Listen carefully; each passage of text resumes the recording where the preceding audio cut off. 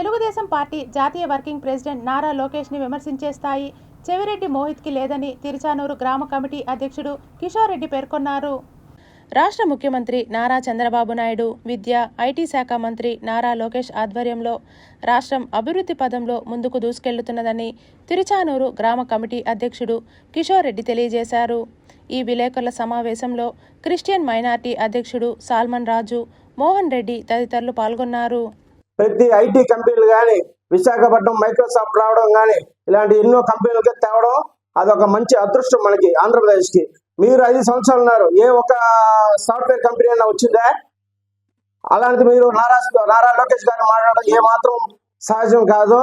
ఇది కొద్దిగా మీరు ప్రవర్తన మార్చుకోండి.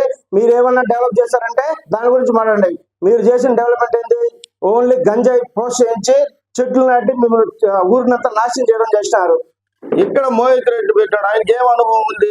మాట్లాడేది తెలియదు, ఒక ఓటర్తో పలికేది తెలియదు.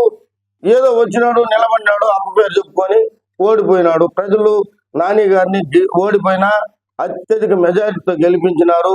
నాని గారు ఓటమి పాలైనా చాలా కృషితో, పట్టుదలతో కుటుంబం మొత్తం ఏకమై చంద్రగిరి ప్రజల కోసం, అభివృద్ధి కోసం వాళ్ళు నిలదొక్కుని ఇక్కడ గెలిచినారు. అంత గొప్ప నాయకుడు మా